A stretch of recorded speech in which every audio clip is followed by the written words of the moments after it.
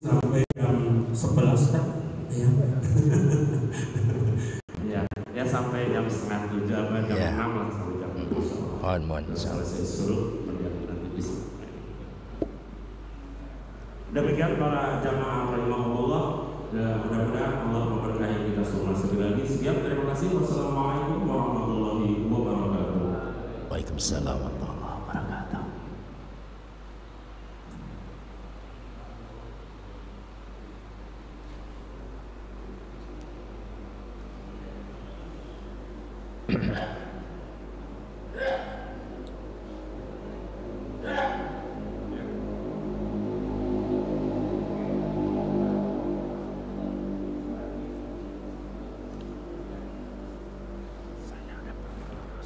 Oke, sampai selesai.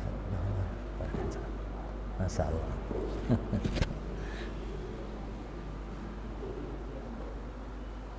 Bismillahirrahmanirrahim. Assalamualaikum warahmatullahi wabarakatuh.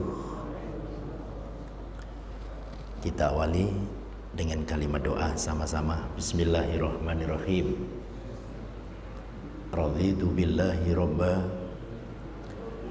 wa bil islami dina wa bi Muhammadin nabiyya wa rasulah. Rabbana zidna ilman nafi'a warzuqna fahma wasi'a. Allahumma arzuqna fahman nabiyyin wa hifdzal mursalin wa ilhamal malaikati al-muqarrabin birahmatika ya arhamar rahimin. Allahumma salimna wal muslimin wa afina wal muslimin wangsurna wal muslimin waghfir lana wal mu'minin. Allahumma a'izzal islam wal muslimin fi buldani al muslimina ama wa fi baladina Indonesia khasah wa Filistin wa Rohingya wa Uyghur bisfin birahmatika ya arhamar rahimin. Amin. Ini kok gambarnya kecil ya, mungkin ada yang bantu bisa connect. Sudah saya besarin.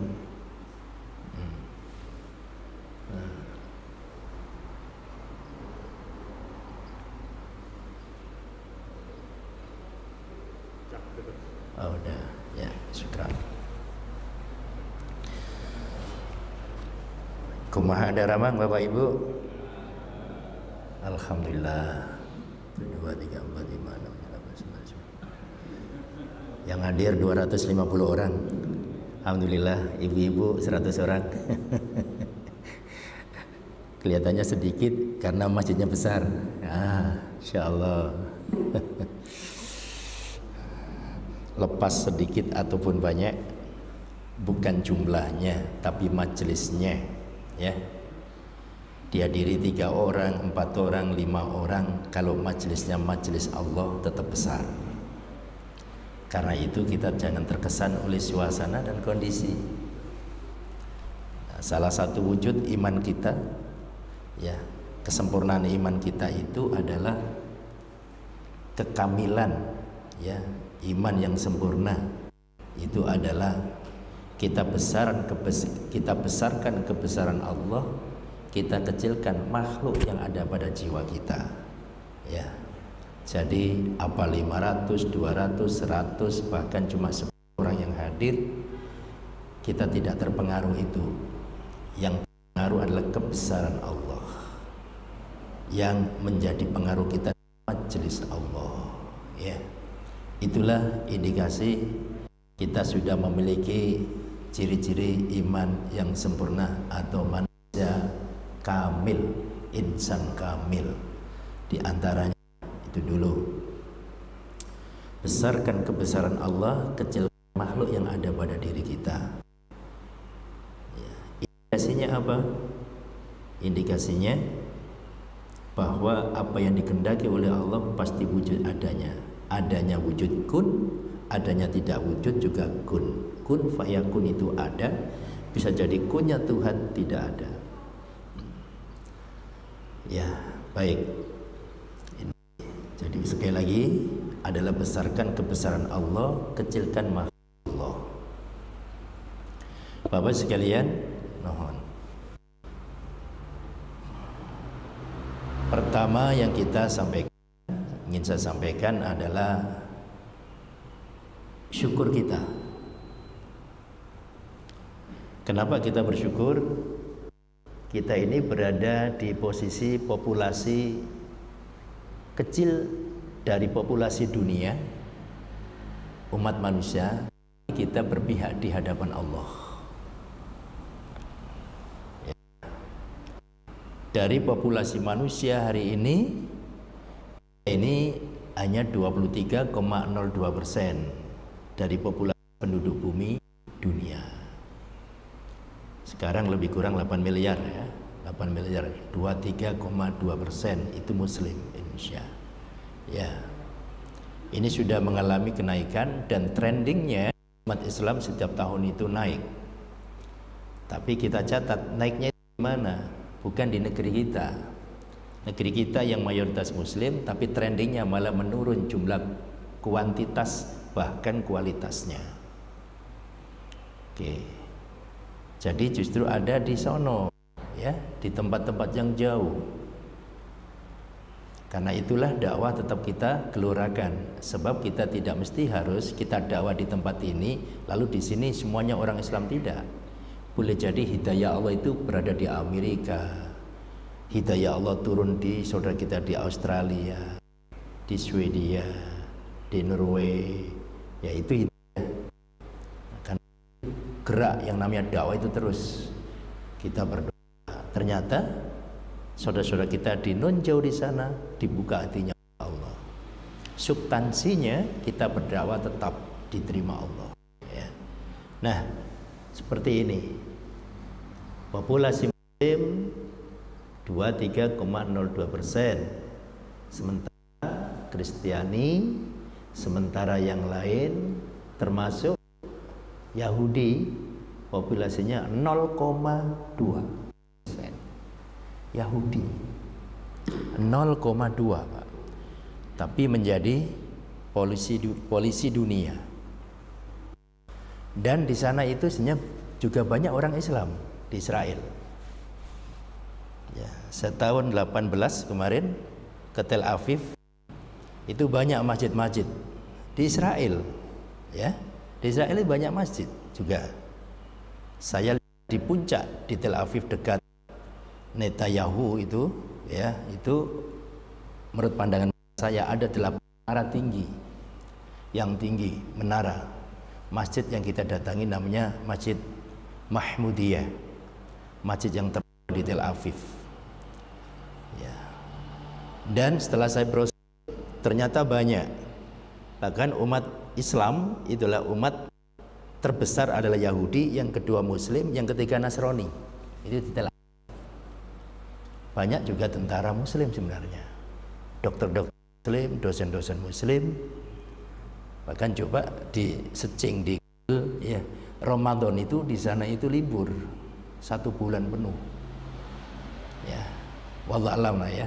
Yang terjadi di hadapan kita itu semua itu propaganda. Ya, sebenarnya masyarakatnya tenang-tenang aja. Kita diskusi dengan Marbot DKM di Tel Aviv, ya. Tapi ya memang nggak banyak yang jamaah seperti ini, ya, karena mayoritas Yahudi. Tapi ketika beragama di sana tenang, dihormati. Lalu mencuatnya kumaha nih? Kepentingan kekuasaan oleh penguasa.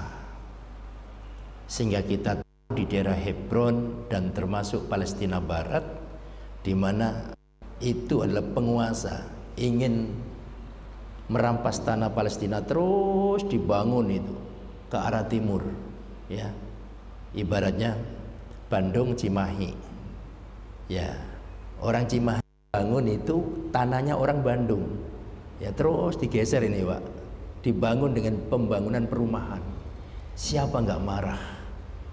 Saudara-saudara kita di sana di Palestina ngomongnya garong, rapok, ya cuma bisa ngomong sih, ya. Dan kenyataan persis, tahu perbedaan. Kita masih berada di Palestina, begitu masuk menginjakkan kaki ke Israel, ya, Israel itu jalannya beda, Pak, beda. Makanya Masjidil Aqsa sejak zaman dulu ya pembangunannya begitu aja, ya, nggak direnovasi. Apa? Kalaupun direnovasi, kalau terjadi perang, sekarang juga perang gini nih, mau apa?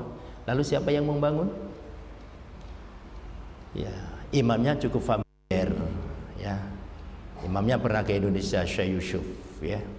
Yang kemarin yang ditangkap oleh serdadu Israel itu beda, ya. Kekejaman Israel. Habis sholat di sana juga kayak kunut, Pak, di Israel, di mana itu di Palestina, di Masjidil Aqsa, ya.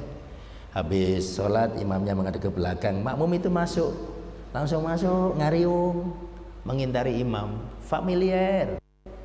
Beda dengan di Mekah, ya. Di Mekah kita lewat aja, wah keamanannya luar biasa. Di Madinah pun juga sama. Nah, kalau di sana enggak, ya di sana familiar. Kita berdoa dengan imam, kita bisa jalan-jalan juga dengan imam. Bahkan kita minta waktunya untuk audensi. Diberi 5 menit, alhamdulillah, senang dengan kita, dengan orang Indonesia. Oke, jadi pertama bersyukur, ya bersyukur. Jadi kalau 23,2% artinya populasi penduduk dunia itu banyak yang kufur di hadapan Allah dengan bermacam-macam sekte dan kepercayaan serta agama. Yang 23,2% inilah yang berakidah. Bahasanya 23,2% inilah yang percaya Nabi Muhammad SAW. 23% inilah yang mengenal Quran. Sekalipun juga apa? Mengenal agama Islam itu juga setengah-setengah.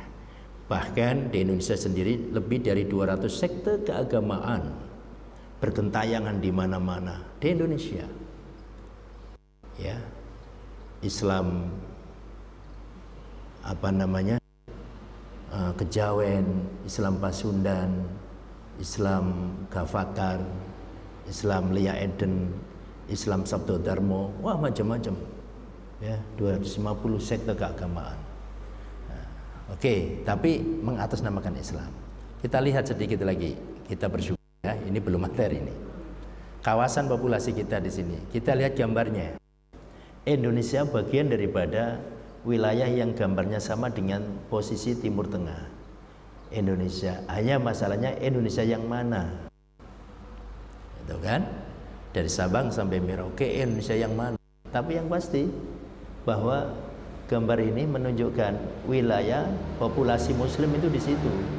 Memang ada di Afrika, ada di Australia juga ada, tapi nggak kelihatan. Ya. Tapi Indonesia negeri jauh.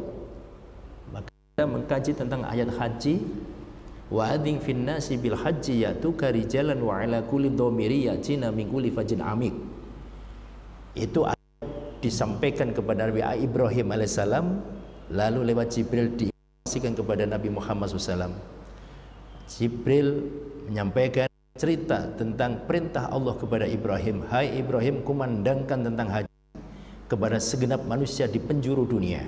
Wa adzin fin nasi bil haji ya'tuka rijalan, mereka akan datang kepadamu, maksudnya di tanah Hijaz, yaitu di Mekah, karena Nabi Ibrahim waktu di Mekah, ya, rijalan dengan jalan kaki, ya'tuka rijalan wa ala kulli dhamiri ya'tina min kulli fajin amik, dan mereka akan datang kepadamu membawa nunggang unta yang kurus. Itu studi tafsir dipahami, yaitu kari jalan, datang dengan kaki, itu artinya jalan darat. Mereka menunggang yang kurus, artinya mereka naik tempat jauh dari kejauhan biasa, termasuk Indonesia. Ini yaitu kari ya jalan wa ala kulli dhamir yatina min kulli fajin amik. Ya, diinformasikan Quran, mereka datang menunggang unta yang kurus. Artinya di situ adalah tempat yang jauh. Nah, kita pikir mana yang paling jauh? Kalau lihat gambar ini, tidak ada lain selain Indonesia. Kalaupun di Australia ada tapi nggak kelihatan, saking kecilnya angka. Ya, Indonesia. Ada apa dengan Indonesia? Ya, jadi mereka datang. Ibrahim mengatakan, ya Tuhan, nggak mungkin suaraku bisa mengumandangkan dengan kalimat haji. Allah firmankan, tidak. Cukup engkau ikhtiarkan, kumandangkan. Yang mendengarkan bukan lesanmu dan bukan suaramu, tapi Allah hakikatnya. Oke. Di sini ya. Jadi kita bersyukur. Kita lihat kantong-kantongnya sedikit. Ini kantong-kantong Muslim. Gambarnya ada yang ini ya, nggak tampil. Ya. Indonesia, Pakistan, India, Bangladesh, Nigeria, 5 negara besar dunia yang mayoritas Muslim. Indonesia, Pakistan, India, Bangladesh, kemudian Nigeria. Di sini, ternyata ada lingkaran, Pak, ya, tapi nggak tampak itu. Ya. Dari 5 negara yang terbesar Muslimnya itu adalah Indonesia. Sementara kita tahu bagaimana kekuatan dan tingkat kualitas pemeluk agama Islam di Indonesia. Jamaah haji setiap tahunnya berapa persen yang mengenal Quran, berapa persen yang bisa baca Quran, berapa persen mereka yang bisa menerjemahkan ayat-ayat Quran, berapa persen mereka yang bisa ambil bagian untuk amal Al-Quran, dan berapa persen mereka setelah amal bisa dakwah Quran. Mengerucut. Ya, mengerucut. Baca Quran saja, ya, belum sampai pemahaman, belum sampai pengamalan, belum sampai dakwah Quran. Baru baca saja. Kita masih terpaut dengan apa? Yaitu dengan tingkat baca. Ya, artinya belum iramanya, belum tajwidnya, belum sifat-sifat hurufnya, belum tentang kajian tentang ayat-ayat yang bersifat mantuk dan mafhum, yaitu tekstualitas dan kontekstualitas. Ada yang bersifat mujmal, ada yang bersifat tabyin, yaitu ada yang sifat global ataupun yang sifat rinci. Ada yang bersifat am, ada yang bersifat khas, ada yang sifatnya general umum, ada yang sifatnya khusus. Itu ayat Al-Quran. Jadi masih banyak PR terhadap Al-Quran. Ya, ini hadirin sekalian Allah muliakan.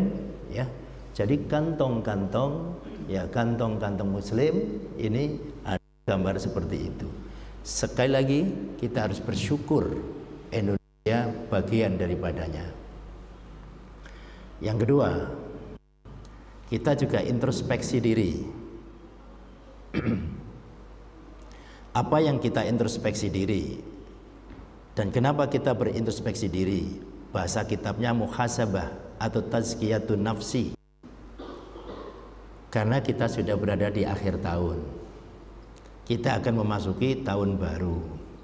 Sebagian umat Islam pun juga terkena dengan tahun baru. Ya, sebenarnya ada apa dengan tahun baru? Perlu kita introspeksi, Pak sekalian. Ya. Tahun baru itu hakikatnya secara falsafahnya adalah sebenarnya kapan saja. Secara falsafi ya. Bagi seorang guru, bila mana mereka mampu untuk mentransfer ilmu kepada siswanya dan siswanya ternyata menerima dan bisa masuk menjadi ilmu yang manfaat, itu jadinya tahun baru bagi seorang guru dan tahun baru bagi seorang murid. Bagi seorang dosen mentransfer ilmu dalam kapasitas nilai-nilai keilmiahan dengan pendekatan kebenaran, apakah kebenaran bersifat hakikat atau kebenaran kamuflase, dan saat ilmu itu bisa masuk diterima oleh mahasiswa, sejatinya tahun baru bagi seorang dosen dan tahun baru bagi seorang mahasiswa. Ya. Orang tua memberikan tausiah pada anaknya dan ternyata bisa diterima dan menjadi perubahan besar bagi seorang anak, sejatinya orang tua bisa mengalami tahun baru saat itu. Jadi kita bisa melihat teks, bisa melihat konteks. Karena itu kita introspeksi. Nah, yang kita introspeksi salah satunya adalah nilai kualitas iman kita. Maka temanya adalah ciri-ciri insan kamil, ya. Ya, kita ini sudah kamil belum sampai sekarang ini? Sudah sekian tahun kita sebagai seorang muslim, ya. Dari sisi apanya? Ya, sikapnya, perbuatannya, perilakunya. Maka kita kaji sama-sama. Apakah ada landasan Al-Qur'an agar kiranya kita itu menjadi insan kamil? Surah Al-Baqarah ayat 208. A'udzu billahi minasyaitonir rajim. Ya ayyuhalladzina amanu udkhulu fis-silmi kaffah wa la tattabi'u khutuwati syaitan innahu lakum aduwwum mubin. Hai orang-orang beriman, yang dipanggil adalah orang beriman, mereka yang merasa beriman. Kalau dalam studi tafsir, keimanannya kepada Allah, keimanannya kepada Nabi, keimanannya kepada kitab suci. 4 kitab suci termasuk tentunya Al-Quran, ya. Apa perintah Allah? Udkhulu fis silmi kafah.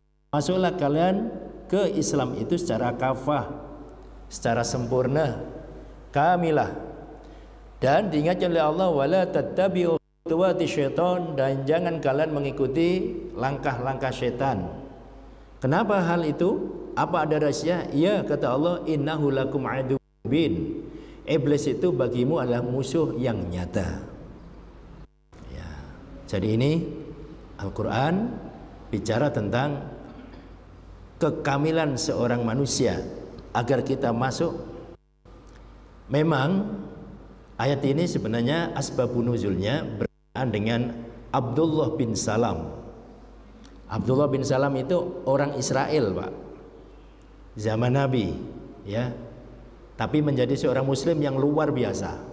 Nah, jadi orang Israel datang ke Madinah sebagai pengikut setia Rasulullah SAW. Makanya ketika masuk Islam dan menjadi Islam yang sangat kuat, Umar bertanya kepada, hai Abdullah bin Salam, kamu itu orang Israel, dulu orang Yahudi, tapi sekarang sebagai pengikut Nabi Muhammad SAW. Tolong gambarkan imanmu kepada Nabi itu kayak apa? Gambarkan imannya, kepercayaannya, Pak. Sebab ini kan bukan Allah pimpinannya sejatinya.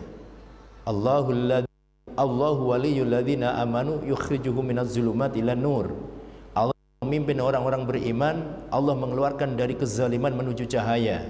Baliknya, walladzina kafaru awliya'uhumut taghut yukhrijuhum minan nur ila zulumat. Kebalikannya, pemimpin orang kafir adalah taghut.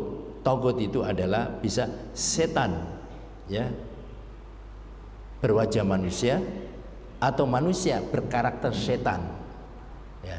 Jadi itu taghut.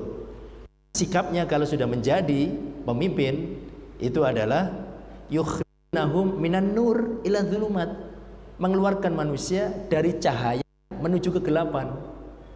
Kalau Allah tidak, minaz zulumat ila nur, itu kebalikannya, ya. Makanya Umar bin Khattab bertanya kepada Abdullah bin Salam, tolong gambarkan kepercayaanmu kepada Nabi Muhammad SAW. Tolong gambarkan, suruh gambarkan, Pak. Akhirnya disampaikan Abdullah bin Salam, hai Umar, kepercayaanku kepada Rasulullah SAW adalah kepercayaanku ini sebagaimana aku punya anak. Aku punya anak. Gak mungkin aku percaya bahwa itu anakku yang sebenarnya tapi bukan anakku. Aku percaya bahwa anakku itu anakku. Analoginya seperti itu. Umar balik bertanya, maksudmu bagaimana? Wah, jadi Abdullah bin Salam menyatakan, aku punya anak, dan gak mungkin seorang bapak gak percaya bahwa anakku itu bukan anakku. Itulah kepercayaanku kepada Rasulullah SAW. Aku punya nabi, gak mungkin aku tidak percaya bahwa nabiku itu nabiku, bukan nabiku. Umar bertanya, maksudmu gimana? Malah dipertajam Abdullah bin Salam, hai Umar, jawaban kedua, aku punya anak, Bahkan kepercayaanku melebihi kepada Nabi daripada aku percaya kepada anakku. Kalau anakku kulihat dengan mata, bisa jadi hakikatnya bukan anakku, karena ini mungkin hasil serongnya istriku, tidak sepengetahuan aku. Tapi aku percaya kepada Nabi, segala-galanya aku percaya. Tidak mungkin tidak. Beda dengan percaya kepada anakku. Jadi dipertegas lagi itu Pak. Pertama, aku punya anak, bahwa anak itu pasti anakku. Tapi yang kedua, boleh jadi anak itu bukan anakku, karena tidak tahu aku sebagai anakku. Tapi kalau Nabi, pasti nabiku. Itulah Abdullah bin Salam. Nah, ayat ini nyindir Abdullah bin Salam. Hai orang-orang beriman, masuklah kalian masuk ke Islam yang sempurna. Pertanyaannya, apakah memang Abdullah bin Salam sebagai insan yang belum kamil dalam Islam? Kasusnya Abdullah bin Salam pernah terbetik dalam benaknya bahwa aku dulu, di agamaku dulu, ya, ada perintah, yaitu tentang hari Sabat, Advent itu Pak ya, Advent hari Sabat. Itu adalah yang kuyakini dulu sebelum aku masuk Islam. Ternyata di Islam, kata Abdullah bin Salam, tidak ada perintah dan tidak ada larangan. Nah, kalimat seperti itu yang keluar dari mulut Abdullah bin Salam dan terbetik dalam benak beliau langsung dikanter oleh Allah ayat ini. Hei orang-orang beriman, masuklah kau Islam secara sempurna. Jangan sampai punya keyakinan seperti itu. Itu baru keyakinan saja Pak. Nah ini kasusnya. Tapi implikasinya kepada kita semua, kepada umat Rasulullah SAW, dalam tingkat i'tiqadiyah, dalam tingkat amaliyah, yaitu berkenaan dengan keimanan, berkenaan dengan amal perbuatan kita.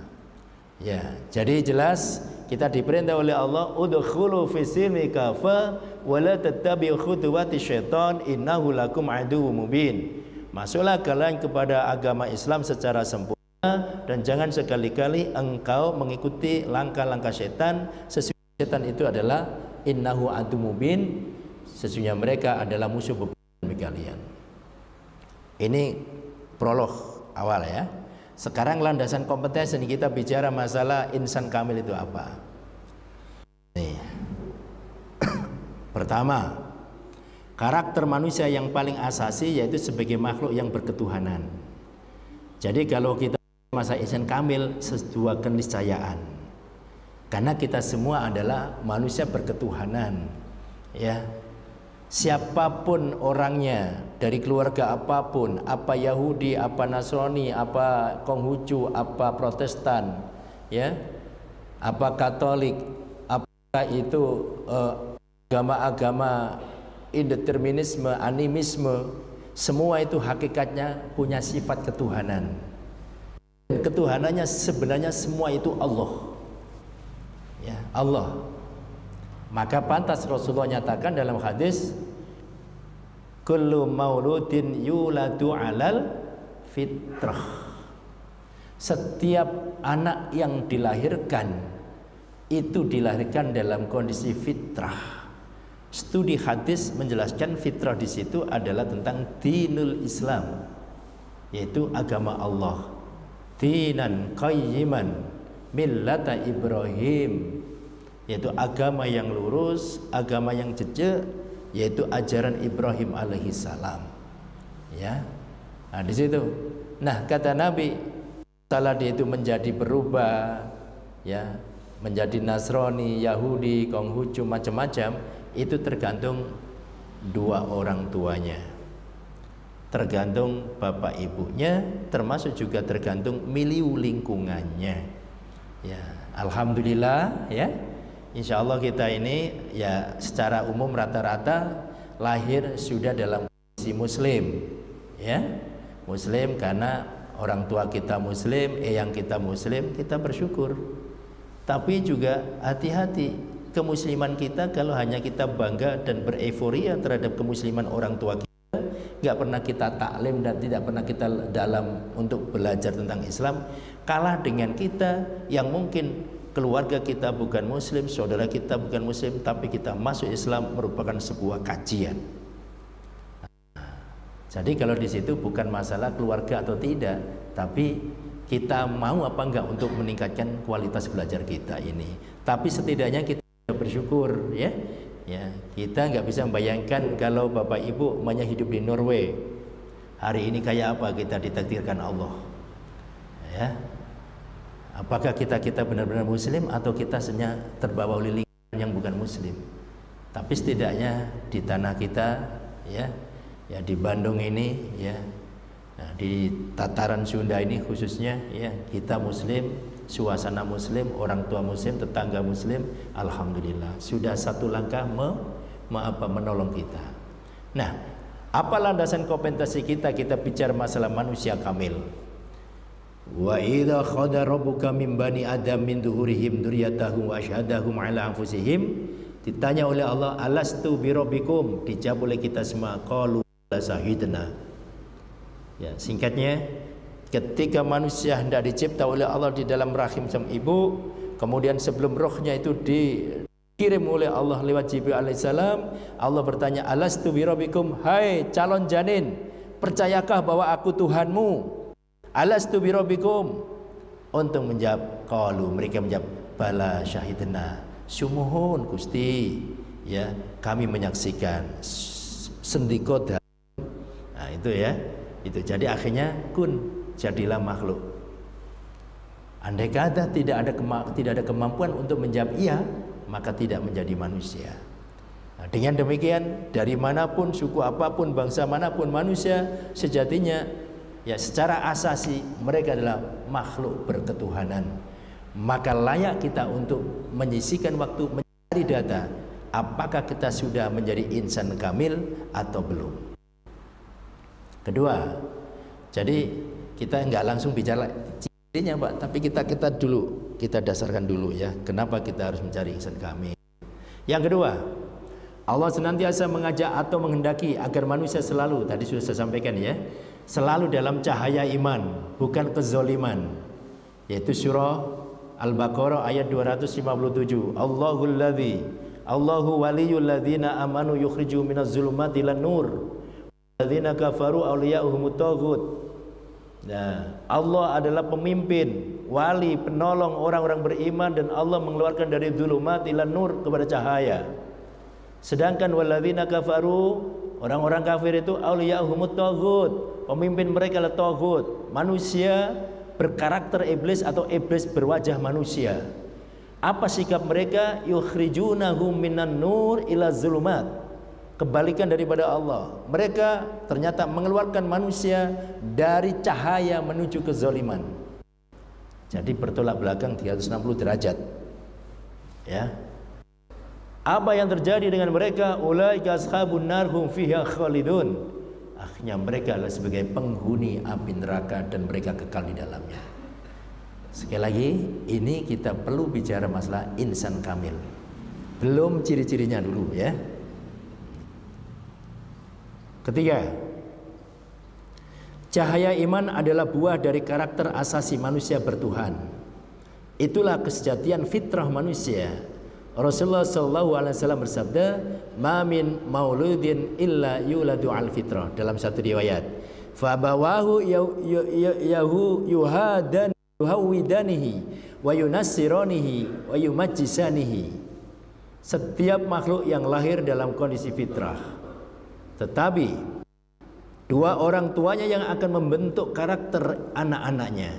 Apakah mau dirubah menjadi Yahudi, apa Nasrani atau Majusi, tapi hakikatnya dia adalah kamil sejak awal dengan fitrahnya, ya, dengan fitrahnya. Baik, sekarang kehadiran manusia sepatutnya menjadi insan kamil. Tadi, ya, jadi singkatnya adalah kembali lagi, sepatutnya kita harus menjadi insan kamil. Evaluasi kita di akhir tahun ini, di ujung bulan Desember ini, sudahkah kita menjadi insan kamil atau masih jauh? Ya. Lalu siapa yang kita jadikan contoh sebagai standar ukuran insan kamil? Tentu tidak lain adalah Nabi Muhammad SAW, yang dalam Al-Quran dijelaskan bahwa Rasulullah adalah menjadi suri tauladan uswatun hasanah. Laqad kana lakum fi Rasulillahi uswatun hasanah. Sikap Rasulullah benar-benar kamilnya adalah bukan hanya satu golongan, dua golongan, tapi seluruh manusia. Wa ma arsalnaka illa kafatan linnas basyira wa nadhira walakin aktsarun nas la ya'lamun. Nah, kita naudzubillah min dzalik, jangan sampai kita pada kalimat walakin aktsarun nas la ya'lamun. Allah katakan tidak mengutus bagimu Muhammad kecuali untuk seluruh umat manusia. Apa isimu? Basyira wa nadhira, memberi kabar gembira dan berita ancaman.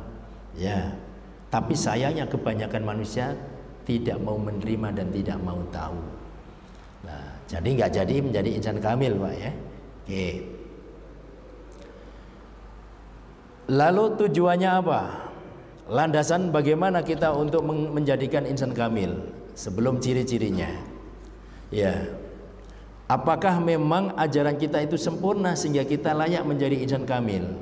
Sudah diterangkan dalam satu ayat, yaitu surah Al-Maidah ayat 3. Al-yawma akmaltu lakum dinakum wa atmamtu alaikum ni'mati wa raditu lakumul Islam madina. Al-yawma, pada hari ini, maksudnya pada zaman Rasulullah saat itu.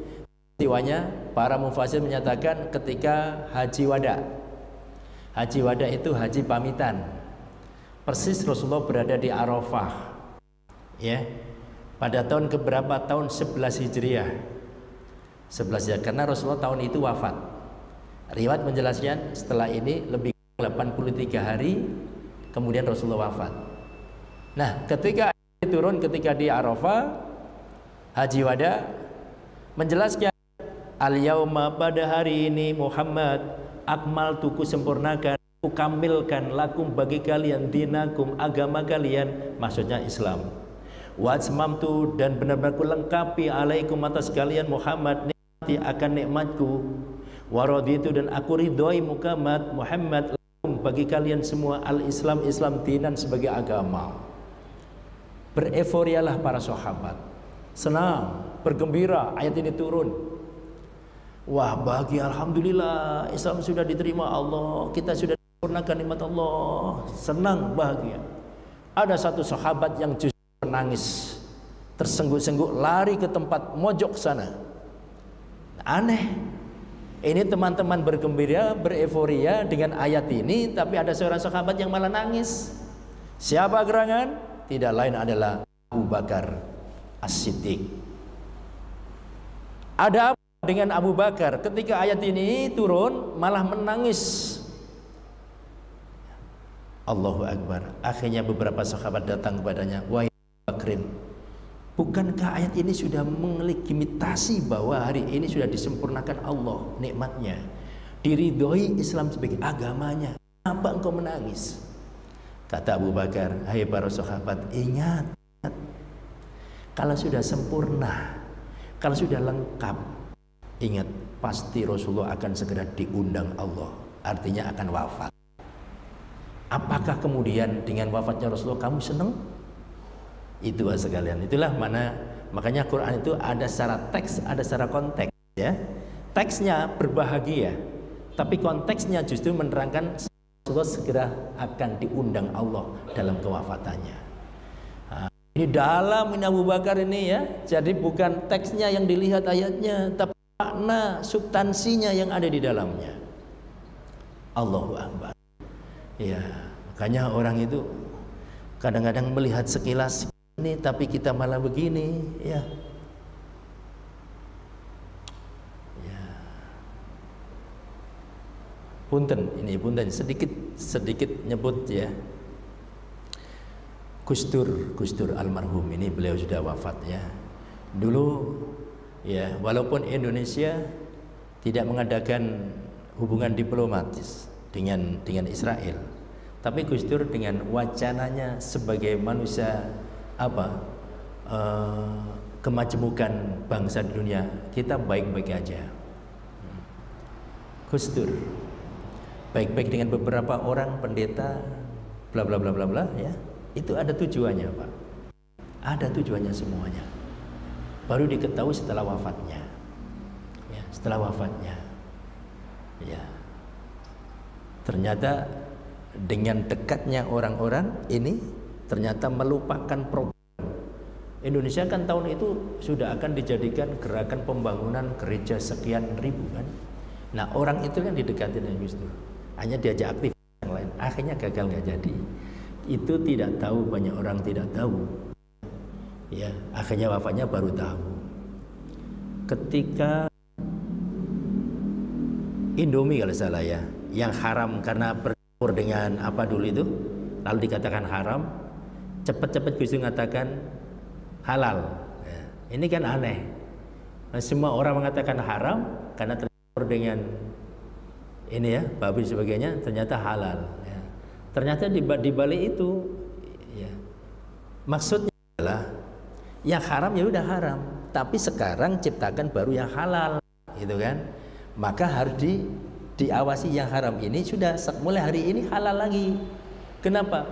Tenaga kerja umat Islam itu berapa ribu yang bekerja di sana. Kalau begitu dikatakan haram terus berhari-hari berlarut-larut, bagaimana warga yang bekerja di situ? Ya mereka menafkahi keluarganya, bla bla bla bla bla. Ya, jadi ada hal-hal yang secara dohirnya itu kita berjalan ke selatan, tapi sebenarnya ke utara. Sebenarnya kita itu belajar ke utara, tapi diajak belajar berjalan ke selatan. Itu dohir. Ya. Nah disitulah Abu Bakar radhiyallahu an, di mana ayatnya bicara masalah euforia dan kebahagiaan, tapi Abu Bakar bicara lain, menangis, tersengguh-sengguh, sedih, ya. Akhirnya karena dia dikatakan tidak lama lagi Rasulullah pasti akan diundang oleh Allah. Begitu mendengar jawaban Abu Bakar, maka sahabat langsung bertanya kepada Rasulullah, benarkah ucapan Abu Bakar seperti itu ya Rasulullah dengan ayat ini? Rasulullah menganggukkan. Ya, tak lama lagi aku akan diundang oleh Allah. Nah, jadi di situ sekalian, ya, agama sempurna kita memang sudah disempurnakan oleh Allah. Sudah kamil, ya, benar-benar kamil. Al-yauma akmaltu, itu dari kata kamil juga itu. Akmaltu lakum dinakum wa atmamtu alaikum ni'mati wa raditu lakumul Islam madina. Oke. Ya. Kemudian sekarang permasalahannya adalah apa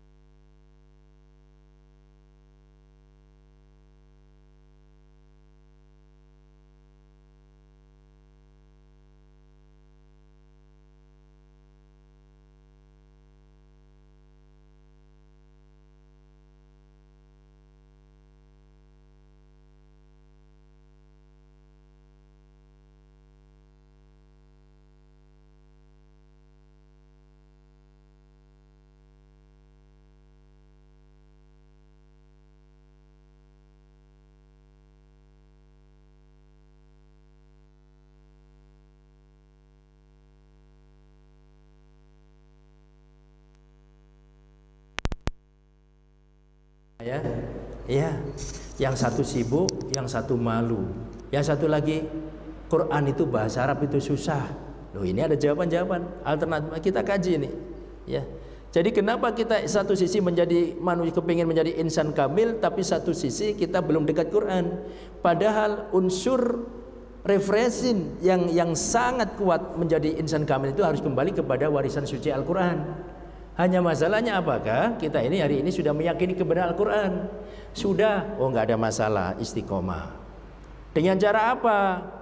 Membaca, mempelajari, mengamalkan, mendakwahkan, dan tentunya yang pertama mengimani kebenaran Al-Quran. Itu karena ini merupakan komitmen kita terhadap Al-Quran.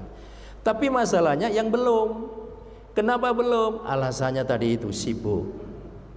Alasannya malu dengan cucu karena belajar bahkan pinter cucunya daripada kita. Ya. Yang ketiga alasannya Al-Quran itu susah. Mungkin sekian tahun saya pernah bicara tentang anatomi ya di sini ya.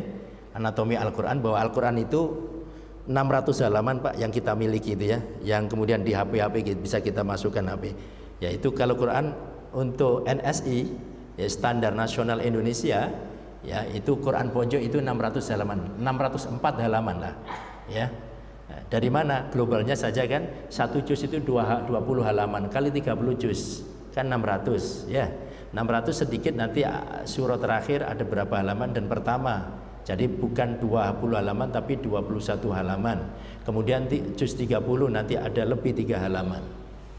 Jadi Quran kita NSI itu adalah 600 halaman. Itu anatomi sisi sohifah halaman. Sekarang dari sisi kosakata, berapa kata itu Quran itu? Tebelnya 600 halaman. Kosakata yang kita maksud begini Pak. Bismillahirrahmanirrahim. Bi ismi Allah ar-Rahman ar-Rahim, 5 kata. Alhamdulillahi rabbil alamin. Alhamdulillah Allah, alhamdulillah 3. Rabbi al-alamin 5 kata. Ar-Rahmanir-Rahim. Ar-Rahman ar-Rahim 2 kata.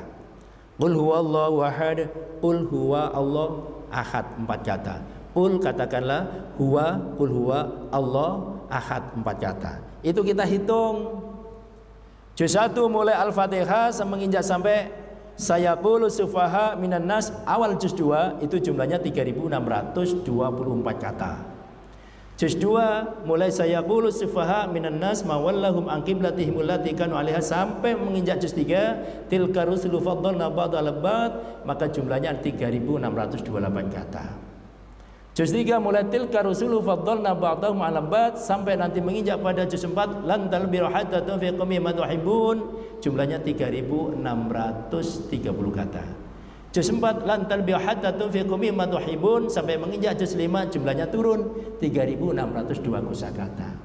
Itu kita indeks kata-kata dalam Quran itu.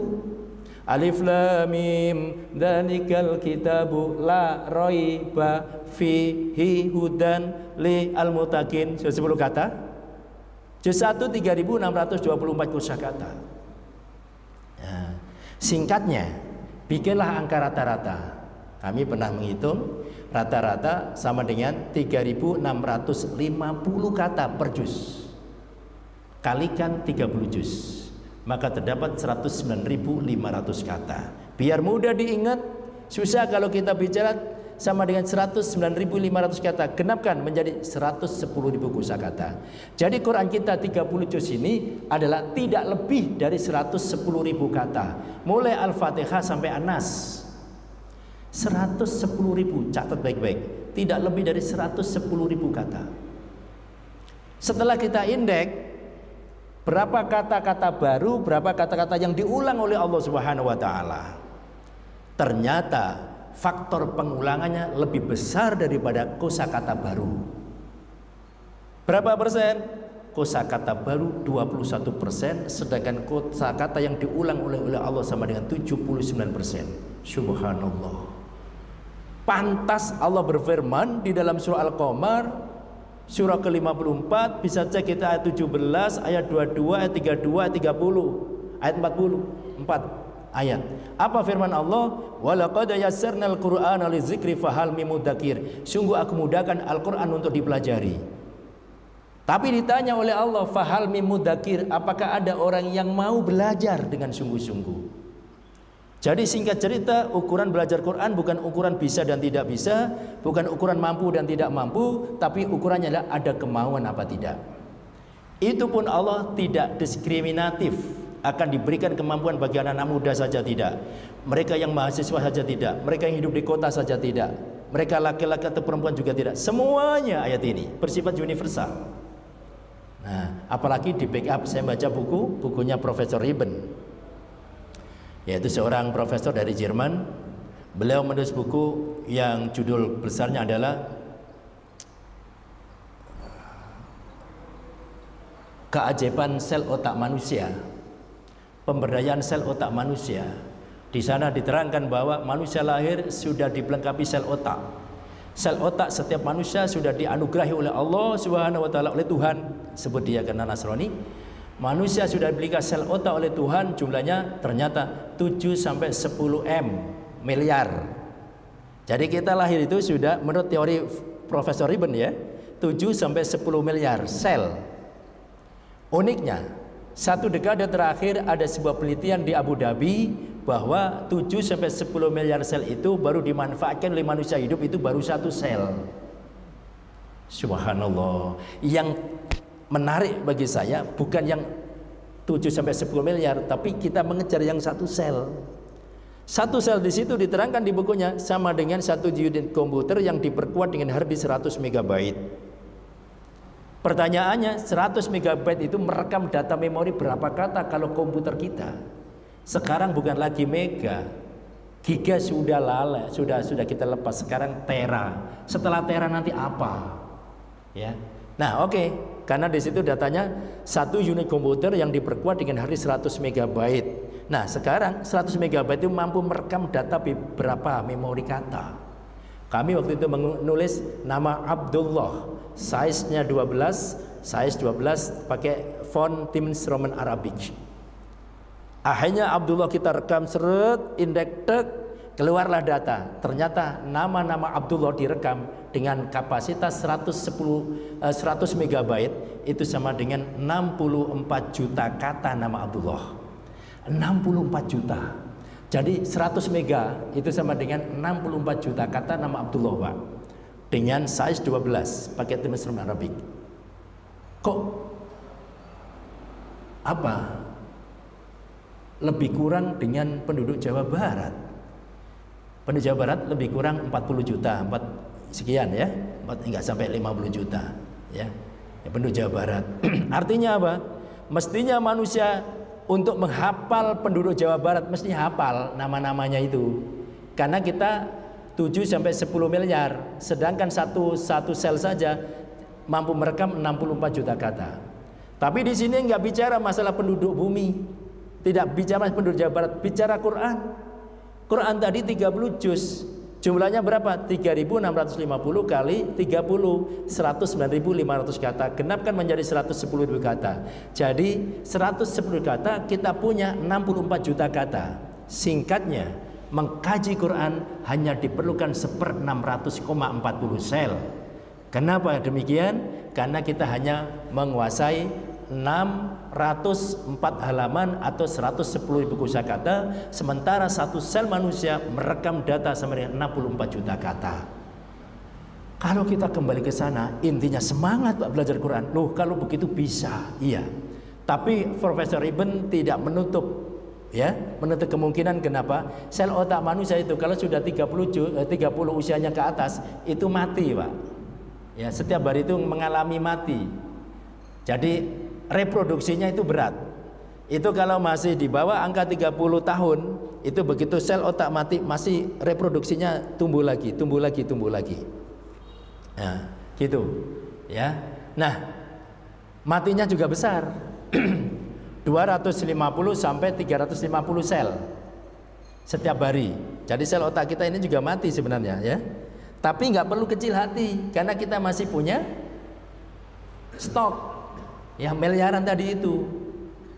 Oke. Singkatnya belajar Quran hanya diperlukan 1/600,40 sel. Pertanyaannya, kita harus belajar di mana sebenarnya? Apakah surah-surah yang diulang-ulang seperti Ar-Rahman, فَبِأَيِّ آلَاءِ رَبِّكُمَا تُكَذِّبَانِ خَلَقَ الْإِنسَانَ مِنْ صَلْصَالٍ كَالْفَخَّارِ وَخَلَقَ الْجَانَّ مِنْ مَارِجٍ مِنْ نَارٍ. Diulang lagi. فَبِأَيِّ آلَاءِ رَبِّكُمَا تُكَذِّبَانِ رَبُّ الْمَشْرِقَيْنِ وَرَبُّ الْمَغْرِبَيْنِ. Diulang lagi. فَبِأَيِّ آلَاءِ رَبِّكُمَا تُكَذِّبَانِ مَرَجَ الْبَحْرَيْنِ يَلْتَقِيَانِ بَيْنَهُمَا بَرْزَخٌ لَا يَبْغِيَانِ. Diulang lagi. فَبِأَيِّ آلَاءِ رَبِّكُمَا تُكَذِّبَانِ يَخْرُجُ مِنْهُمَا اللُّؤْلُؤُ وَالْمَرْجَانُ. Diulang lagi. فَبِأَيِّ آلَاءِ رَبِّكُمَا تُكَذِّبَانِ sampai 31 kali. Tapi maaf, ternyata bukan di surah Ar-Rahman. Kuncinya di mana? Ternyata dengan tauqif Nabi, ketetapan Nabi Al-Quran, Al-Baqarah merupakan miniatur global dari sebuah bingkai mushaf Quran. Al-Baqarah, Pak. Al-Baqarah itu juz berapa? Juz 1, 2, dan 3. Oh, pantas Al-Baqarah ditaruh di depan. Bukankah surah yang pertama kali itu Iqra, surah Al-Alaq. Iqra bismi rabbikal ladzi khalaq, khalaqal insana min 'alaq, Iqra bil akram alladzi 'allama bil qalam 'allama al-'alam. 5 ayat. Tapi kenapa Al-Baqarah ditaruh di depan? Ternyata Al-Baqarah merupakan miniatur global dan sebagai mushaf Quran. Maknanya siapa yang ingin belajar sungguh-sungguh Al-Baqarah, insya Allah kesininya gampang. Itu maksudnya. Ya, belajar terjemahnya, belajar tajwidnya, belajar sifat hurufnya, belajar makharijil hurufnya, bahkan sampai maqamat. Maqamat itu irama dengan 7 irama ya. Bayati, Syobah, Hijaz, Nahawan, Ros, Jiharka, Shika. Itu irama baca Al-Quran. Jadi singkatnya Al-Baqarah. Al-Baqarah berapa juz? 3 juz pertama. Bismillah, kita sudah mendekati Ramadan.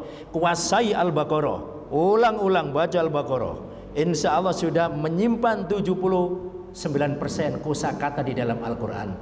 Tinggal 21% ke belakang kita pelajari. Enak. Kita hafalin terjemahnya juz 1, 2, 3. Insya Allah juz 4, juz 5, sudah semua di sini, Pak. Ya, sudah tinggal kita nanti mengotak-atik dari grammarnya saja. Kenapa ini Allahi, kenapa ini Allaha, kenapa ini Allahu, kan gitu kan? Kenapa ini Robbi, kenapa bukan Robba, kenapa bukan Robbu? Ya Robbal Alamin atau yang benar ya Robbil Alamin, itu kan harus benar itu. Ya, ini gimana? Ada sholawatan Allahumma sholli ala sallallahu ala Muhammad sallallahu alaihi wasallam. Loh, tetangga kok wasalim, mana yang benar? Nah itu aja sebenarnya. Sallallahu ala Muhammad sallallahu alaihi wasallam. Yang satu sallallahu ala Muhammad sallallahu alaihi wasallim. Ini yang benar yang mana? Ya tinggal itu aja ya. Jadi singkatnya, ingin menjadi insan kamil harus kembali kepada Al-Quran dulu ya. Jangan sampai kita bicara masalah ciri-ciri tapi kita belum pernah mengenal Al-Quran. Karena itulah dengan Quran pantas ketika Aisyah radhiyallahu anha ditanya oleh para sahabat, "Wahai Aisyah, kami inilah anak-anak sahabat, tidak segenerasi dengan Rasulullah sudah wafat.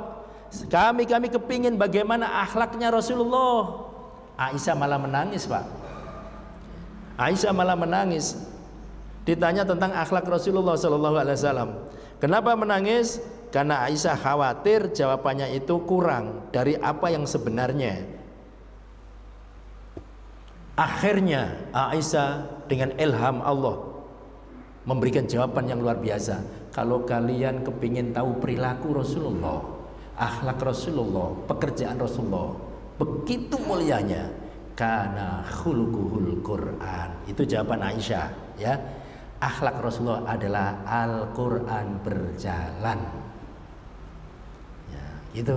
Jadi repot karena Aisyah sebagai seorang istri susah untuk menerangkan bagaimana kehidupan, bagaimana bertetangga, bagaimana bermasyarakat ya. Itu susah. Nanti khawatir Aisyah itu, aduh nggak bisa saya omongkan, kurang. Apa yang saya katakan pasti kurang. Begitu mulia dan tingginya nilai-nilai akhlak Rasulullah.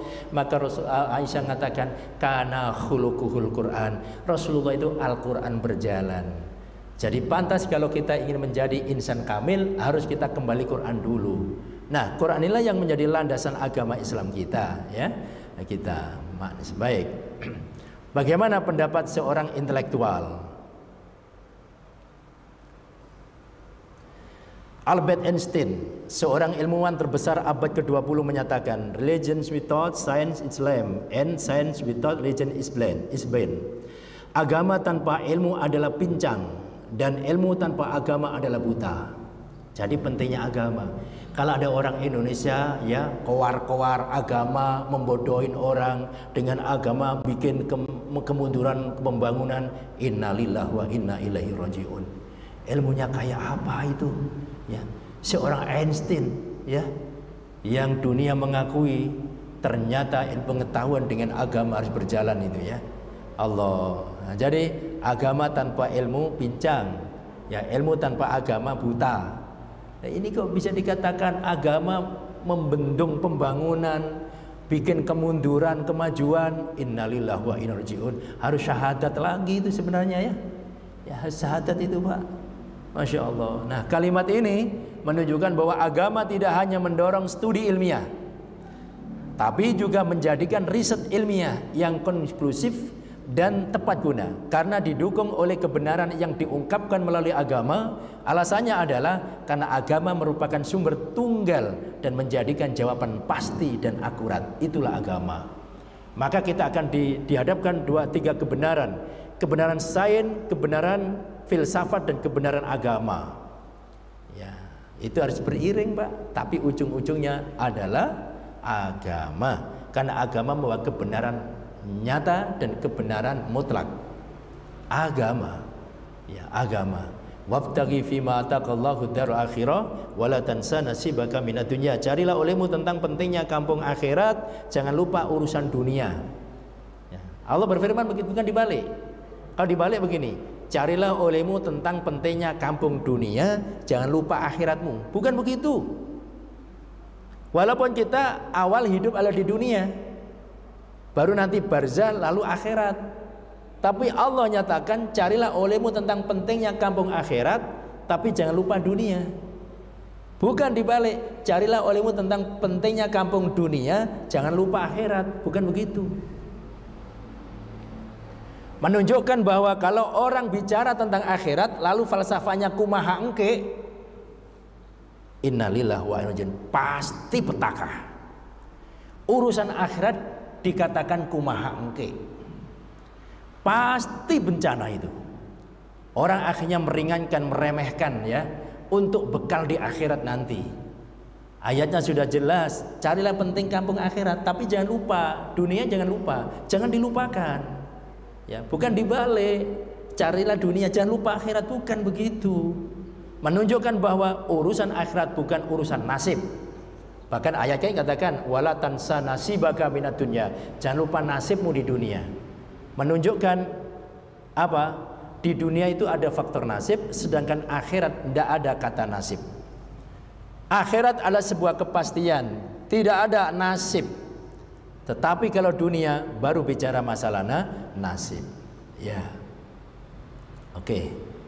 Sudah mendekati jam 6 ya. Oke, dari situlah kemudian kita kolaborasi tentang apa? Kolaborasi tentang teologikal, ritual, moral, dan intelektual ini. Karena berdasarkan apa? Menjadikan orang yang insan kamil itu, ya, saya baca hadis cukup panjang hadisnya, enggak kelihatan lagi ya.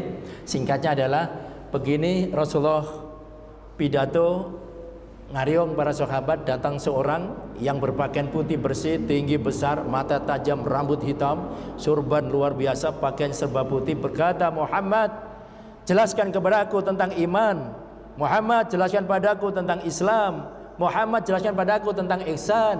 Muhammad, jelaskan padaku tentang hari kiamat. Dijelaskan satu persatu.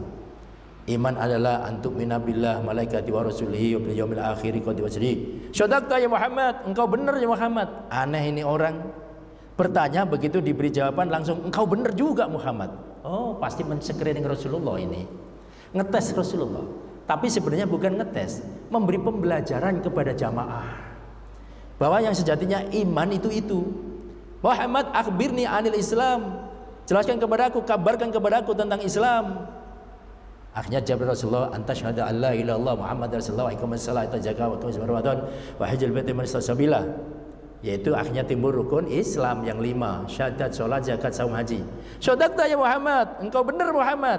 Lagi-lagi mengatakan sadaqta Muhammad, engkau benar Muhammad. Ya, meskipun Allah muliakan. Ya. Bertanya lagi, akhbirnil anil ihsan. Kabarkan padaku tentang ihsan. Kemudian dijawab Rasulullah, anta budallah ka'annaka tara wa illam tara ka'annahu yarak. Ihsan itu adalah engkau beribadah kepada Allah, yakinkan bahwa engkau di saat ibadah itu terjadi dialog direct langsung dengan Allah. Tapi kalau engkau tidak bisa mendialogkan dirimu dengan Tuhan Allah, maka yakinkan pada dirimu bahwa Tuhan selalu mengawasi dirimu. Itu ihsan, Pak. Makanya ihsan itu iman Islam seperti ini. Ada iman, ada Islam, ada ihsan. Ya, saya gambarkan. Iman, keyakinan dalam hati yang diucapkan oleh lisan dan diwujudkan dalam amal perbuatan. Islam, dalam hadis tersebut Islam dijelaskan dengan penjabaran 5 rukun Islam, yaitu syahadat, salat, zakat, saum, haji. Sedangkan ihsan kita puncit yang paling tinggi, ya, adalah cara bagaimana seharusnya kita beribadah kepada Allah sehingga seolah terjadi komunikasi langsung dan merasakan kehadirannya, merasakan kehadiran Allah Subhanahu wa taala. Kalau tidak bisa, maka yakinkan bahwa Tuhan mengawasi kita. Inilah menjadi model kita menjadi insan kamil. Ya, menjadi insan kamil. Oke. Nah, kemudian langsung ke sini. Stimulan insan kamil sisi gerak ibadah manusia. Tinggal nanti pertanyaannya, kita sudah apa belum, gitu kan, kamil. Ya, gerak Bapak sekalian, kita gerak sholat itu sebenarnya gerak 360 derajat. Jadi kita mulai Allahu Akbar, rukuk, sami Allah hamidah, sujud, lalu berdiri, selesai. Satu rakaat itu kita sudah berputar 360 derajat. Persis sebagaimana setiap tata surya kita setiap berputar juga 360 derajat sekali putaran. Semuanya.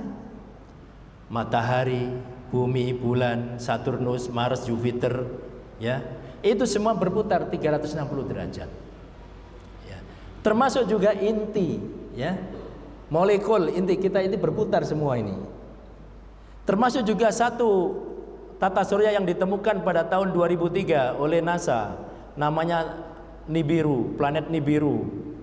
Planet Nibiru ini besarnya 10 kali lebih besar daripada bumi. Tapi ini mengejutkan. Sejak tahun 2003 yang lalu, jadi sudah 20 tahun yang lalu ditemukan planet Nibiru itu berputarnya begini.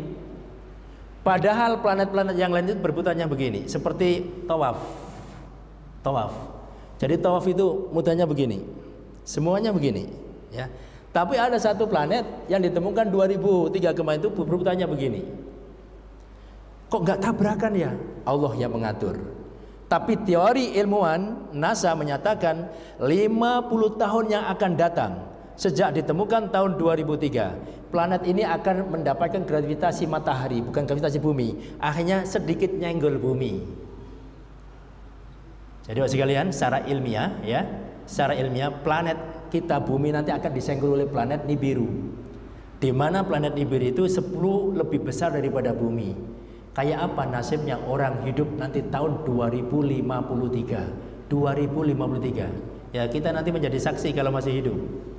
Ya, kalau kita sekarang sudah 50, tinggal berapa tahun ke depan, gitu kan ya. Kalau sudah 60 mungkin nyampe enggak sampai tahun 2053. Tapi teori ilmiah akan menunjukkan. Maka timbul pertanyaan, apakah itu kiamat apa tidak?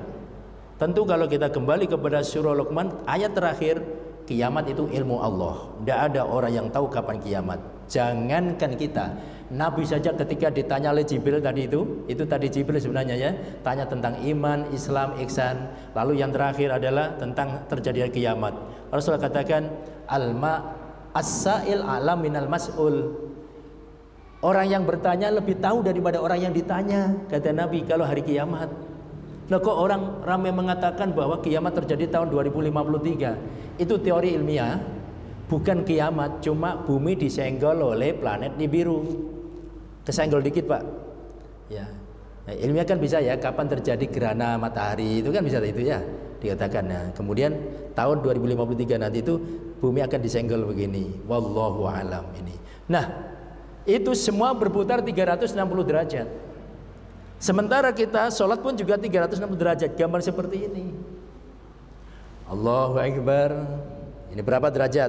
Kemudian rukuk berapa derajat? Ya, sampai Allah hamidah berapa derajat, berputar lagi. Lalu kita sujud.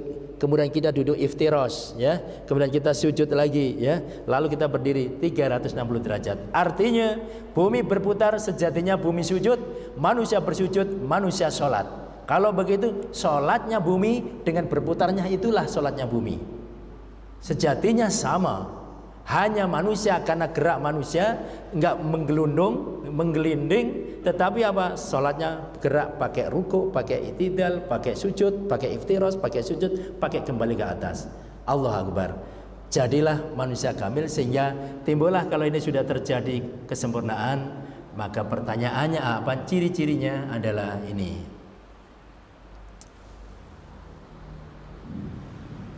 wajahnya bercahaya, rahmat dan bersahabat, orang kamil itu ya. Perkataannya menjadi nasihat bagi yang mendengarkan, ya. Perkataannya menjadi solusi, langkahnya dan sikapnya menjadi tauladan. Beribadah sesuai kemampuan ilmunya, taat tunduk kepada Allah. Waktunya hanya dipakai untuk mencari ridho Allah. Tidak memiliki memelihara dendam, mampu memaafkan, sabar dalam kekurangan tapi bersahaja dalam kelonggaran. Ya, itulah ciri-ciri global ya. Saya pakai referensi.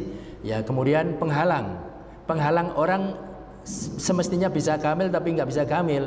Orang yang dengan sifat munafik pasti nggak akan kamil. Dan sifat fasik, takabur, kufur nikmat, suudzon terhadap Allah. Orang bodoh yang tidak mau belajar, apatis, masa bodoh, suka menunda waktu, malas untuk memulainya, itulah tidak akan pernah bisa merengkuh insan kamil. Jadi perbandingan atas itulah ciri-ciri orang insan kamil, sedangkan ini justru yang menghalang-halangi insan kamil. Terakhir, kita berada di tipologi manusia yang mana sehingga kita disebut dengan insan kamil. Ini Pak ya, kira-kira kita di mana ini menjadi insan kamil? Manusia dilengkapi oleh Allah dengan kecerdasan intelektual, kecerdasan emosional, kecerdasan spiritual. Oke, kita bikin sebuah teori. Ya, teorinya intellectual quotient putih, ini putih. Emotional quotientnya hitam. Spiritual quotientnya hitam. Apa yang terjadi? Buta hati. Walaupun pinter kayak apa, tapi dia tidak backup kecerdasan emosi dan kecerdasan spiritual, buta hati. Namanya buta hati, tidak bisa membedakan mana hak dan mana yang batil. Kecerdasan otaknya ya sia-sia saja. Ya, sia-sia saja. Karena sejatinya dia tidak backup dengan emotional quotient dan spiritual quotient. Yang kedua, di mana intellectual quotientnya bagus, emosionalnya bagus, tapi dia spiritual quotientnya adalah tidak bagus. Maka diktator dan koruptor. Jadi sebenarnya track recordnya dari kemampuan internal orang itu bisa dibaca dari belakang. Kenapa ini ke koruptor? Mungkin ada kesempatan, tapi lihat belakangnya dia. Ya, kemampuan intelektual, spiritual dan emosionalnya. Yang ketiga juga nggak bagus, di mana kemampuan spiritualnya yang tinggi tapi tidak di backup dengan emotional quotient dan intellectual quotient. Akhirnya menjadi petapa.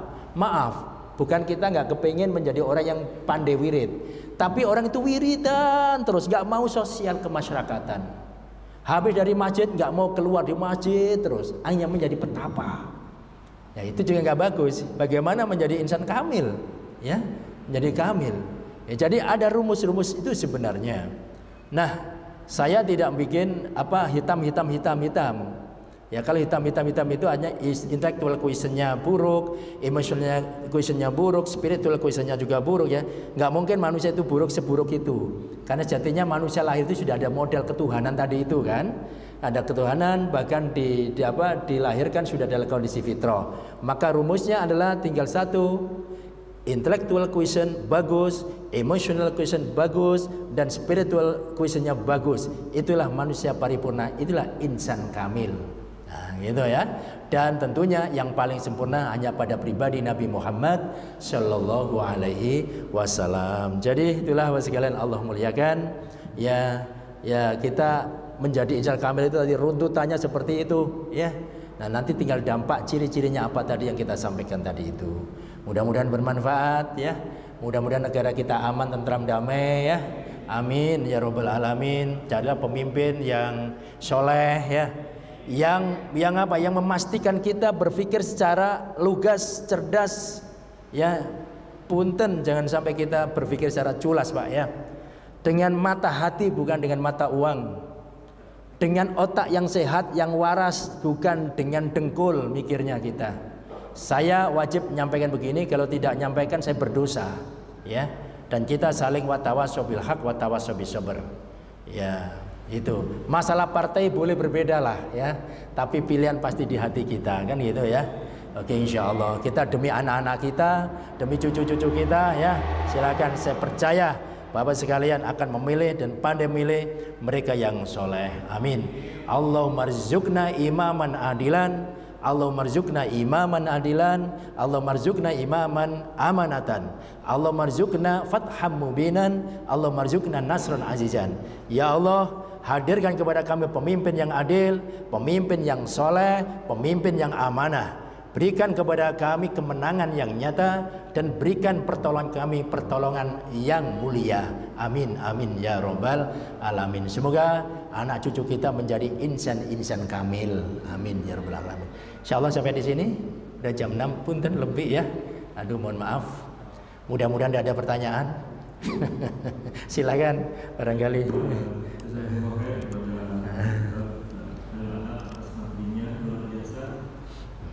Tidak hanya judulnya saja ya, misalnya materinya juga cover sekali, luar biasa. Dan di ujung pertemuan kita barangkali ada mungkin 1-2 pertanyaan. Monggo kalau ada yang mau tanya sebelum kita tutup dengan masalah jasadiah setelah kita salam tahiyat. Monggo dari saya kanan ada yang mau tanya? Saya kanan dulu, nggak ada. Saya kanan nggak ada, dari saya tengah. Sayap kanan, sayap tengah, sayap kiri. Mangga ada sayap-sayapnya. Masya Allah. Silakan Pak. Assalamualaikum warahmatullahi wabarakatuh. Waalaikumsalam warahmatullahi wabarakatuh. Saya ingin bertanya Pak Ustaz, untuk mencapai insan yang amin itu, apakah mungkin bisa dicapai secara pribadi-pribadi atau sebenarnya harus secara terstruktur? Maksudnya karena pemerintahan kita kan bukan yang Islam, apakah mungkin kita sebagai orang Islam, maksud saya pertimbangkan itu bagaimana yang itu ada di Jawa Barat, di Papua dan sebagainya. Itu yang ingin saya tanyakan. Insyaallah. Insyaallah. Alhamdulillah. Ya, Pak. Mohon. Bismillahirrahmanirrahim. Sebenarnya setiap manusia itu punya kemampuan untuk meningkat derajatnya masing-masing, Pak. Secara pribadi, secara infirodi, ya. Infirodi, ya. Tetapi lingkungan pun juga berpengaruh, ya Pak. Karena apa? Perlunya menciptakan suasana, ya, suasana. Kita rumah saja mencarikan pendidikan anak kita, mencari suasana yang harmonis, yang dekat masjid, kira-kira itu ya. Kemudian terjangkau suasana lingkungan yang baik. Tapi itu tidak menentukan, tapi itu mendukung, gitu. Yang menentukan pribadinya. Di saat orang bicara bahwa kita tidak mampu, tapi kita punya kepercayaan bahwa saya mampu, insya Allah berhasil. Di saat orang menyatakan bahwa wah itu pasti berhasil, tapi kita tidak ada kemampuan untuk menyatakan aku mampu, pasti tidak berhasil.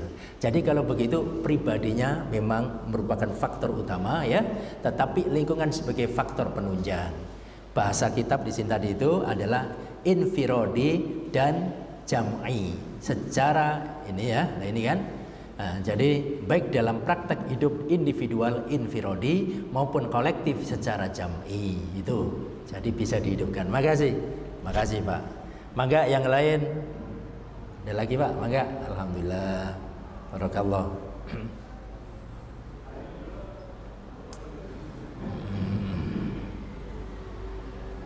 Terima kasih atas penjelasan yang sangat. Barangkali Ustaz mengetahui nggak apakah sudah pernah ada satu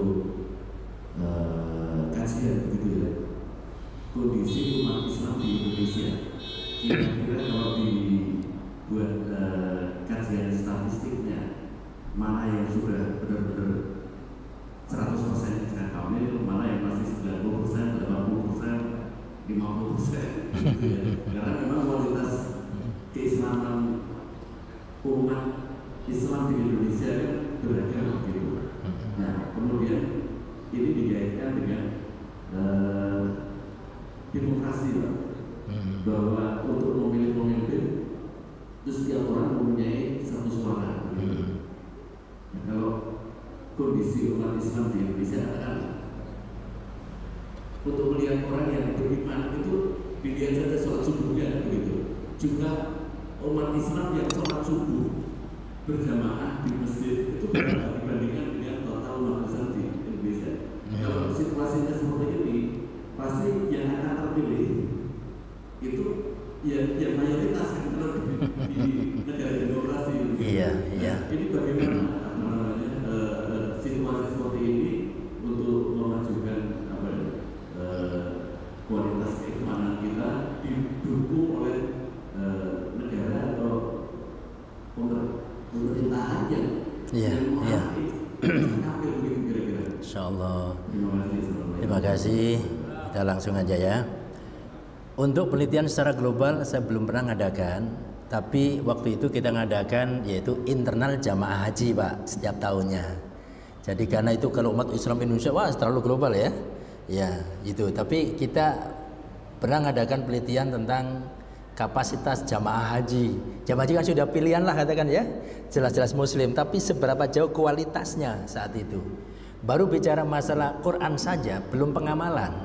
Membaca memprihatinkan ya.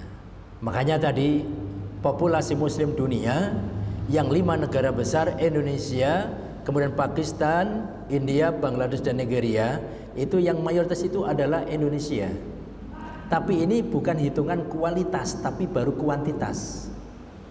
Bukan Egypt yaitu Mesir, bukan Saudi Arabia ya, bukan Iran, Irak, Turki mulai grow, pertumbuhannya bagus ya, tapi belum sampai pada dalam tahap seperti Indonesia. Tapi lagi-lagi baru kuantitas. Ya, saya lihat seperti itu, wah jauh. Kita agak dibatasi masalahnya, baru jamaah haji, ya, jamaah haji. Ternyata saya nggak menyebut angka, tapi sangat memprihatinkan. Dilihat dari situ saja, ya sebenarnya karena sumbernya kan Quran. Kalau Quran baca saja nggak bisa ya. Lalu bagaimana umat Islam bisa paham tentang ajaran Allah? Maka akhirnya lemah di dalam dakwah, termasuk itu tadi. Betul, era masa demokrasi. Maaf, suara preman dengan suara profesor sama. Ya memprihatinkan Pak ini Pak ya. Sama, ada profesor 1, premannya 5 ya kalah. Negara bisa dipimpin oleh preman 5. Karena demokrasi suaranya 5, sementara profesornya 1. Karena itulah punten ya kita saling mengingatkan pada hari H mudah-mudahan sehat walafiat dan semua kita bisa nyoblos. Gitu kan ya. Yang kita coblos ya apapun partainya ya. Kalau saya ditanya saya tidak ngajak-ngajak, tapi ngajak itu wajib sebenarnya. Selama kita tahu bahwa ini adalah hak, kenapa tidak kita sampaikan? Kalau kita tahu hak, kita diam, itu namanya iblis berbisu. Ya, tidak bisa kita diam Pak. Orang yang batil saja berani kuak-kuak, kenapa kita yang al-haq kok diem? Katanya masjid tidak boleh ngomong politik loh. Itu hanya itu ya. Ya manggalah itu ya. Kita ingin persatuan dan kesatuan ya. Persatuan kesatuan karena bisa jadi beda pendapat. Tapi bicara itu tidak masalah. Yang penting terbuka dan diskusi. Diskusi itu kan bukan hontok-hontokan itu ya. Kita cari rasio, kita pikir yang benar, mana yang salah dan yang benar. Jadi punten, saya kalau untuk secara keseluruhan belum ya, tapi kalau kajian internal jamaah haji sudah. Padahal jamaah haji itu sudah paling enak meneliti Pak, karena sudah jelas ya muslimnya, sudah berangkat kesempurnaan imannya, Islamnya ya, 5 rukun. Tapi ternyata memprihatinkan, iya memprihatinkan, ya. Oke, makasih pertanyaan bagus, ya makasih Pak. Nuhun. Mangga Pak. Insyaallah.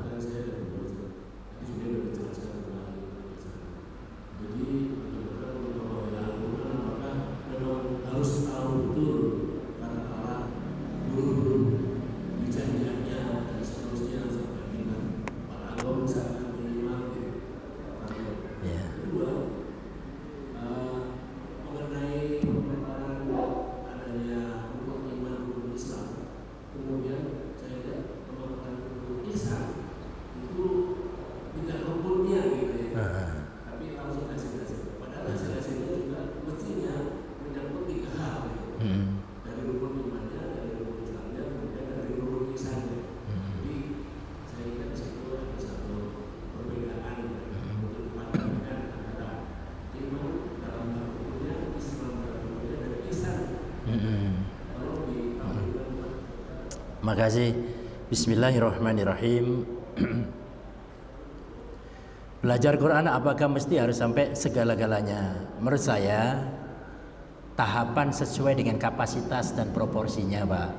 Kalau saya ya, kalau seorang guru Quran yang menyampaikan harus segitu ya, harus. Tapi kalau kita sebagai berproses untuk mendalami, tentu tidak harus.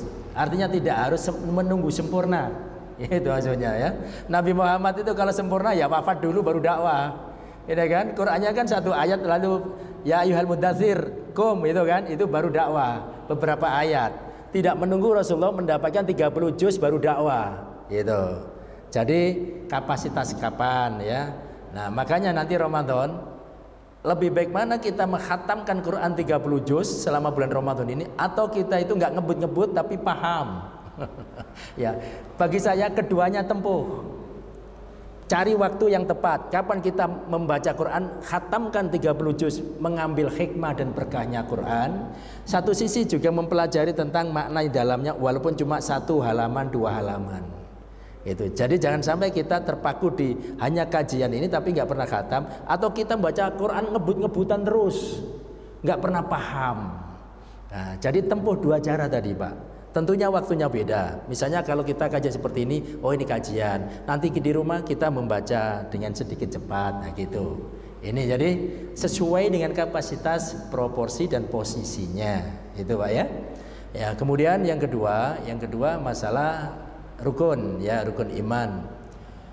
Ada sebuah kajian yang sangat menggelitik. Kenapa Rasulullah lahir pada tanggal 12 Rabiul Awal? Gitu ya.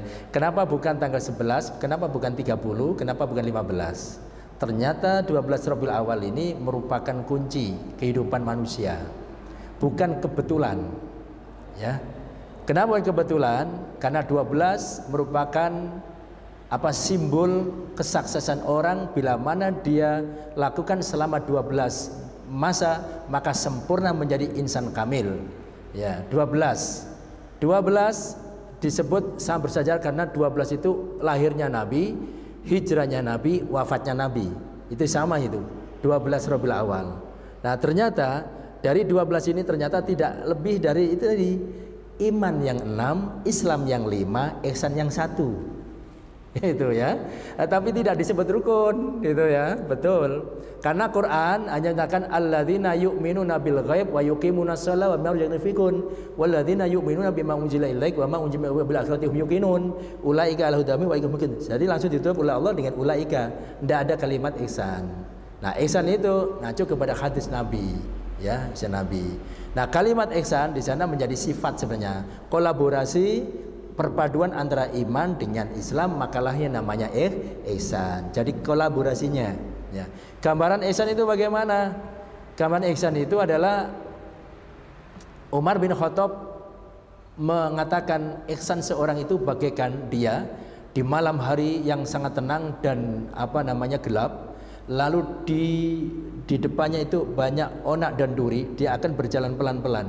Gak mungkin karena banyak onak dan duri. Kegelapan, menjaga ihsan. Itu. Datang kepada suatu kampung, ada anak penggembala. Ditanya, "Hai anak, ini kambingnya siapa kok banyak? Apakah kamu bisa menghitung ini?" Dijawab oleh anak penggembala, "Tidak Tuan." Gak ngerti kalau itu Umar. Orang kampung, Pak. Belum ada TV. Ya, belum ada TV, belum ada HP ya. Ini Tuan, miliknya tuan saya, majikan saya. Oh, majikanmu di mana? Di jauh tempatnya, di dekat kota sana. Jadi kamu hari-hari di sini? Iya. Tahu jumlahnya? Saya tidak tahu. Kalau tuanmu? Tidak tahu.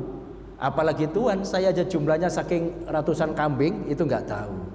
Terus Umar bertanya, apakah perjalanan kamu dari rumahnya majikanmu sampai ke sini itu ada kambing yang mati kadang-kadang? Oh, sering mati kepanasan.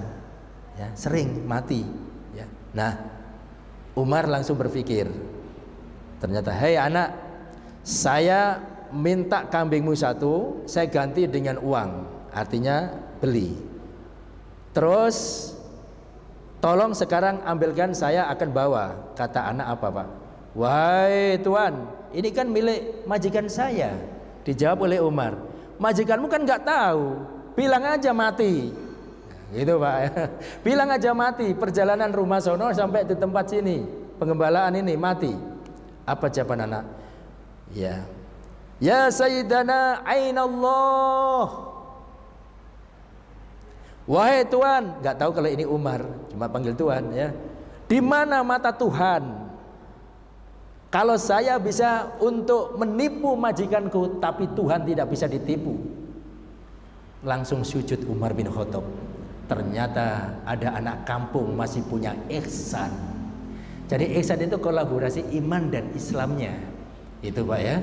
Jadi tidak menjadi rukun sendiri, tapi apa? Ihsan. Jadi merasa dia berdialog ketika sholat seolah-olah dialog dengan Tuhan Allah karena paham yang dia baca. Kemudian kalau tidak mampu, meyakini bahwa Tuhan selalu mengawasi kita. Di Bandung, andai kata orang itu sudah mampu mengkolaborasi iman dan Islam, timbul namanya ihsan, insya Allah kalaupun macet nggak keterlaluan. Kata Bang Haji Omar Irama, terlalu. Ya, jadi yang macet cuma macet. Kenapa? Karena punya jiwa ihsan. Mangga Pak duluan, gitu kan ya. Sekarang serobot-serobotan. Kenapa? Punya iman, punya Islam, tapi nggak punya ihsan. Ya, antrian saja kita nggak betah. Ya, antrian ATM rame, antrian dokter rame, antrian obat rame ya kan. Ihsan, gitu. Jadi ya itulah ya, ihsan tidak menjadi rukun tersendiri. Di samping juga Quran hanya bicara masalah iman dengan Islam, tidak bicara masalah ihsan, gitu ya. Terima kasih, makasih, barakallah, makasih Pak sebagai pencerahan.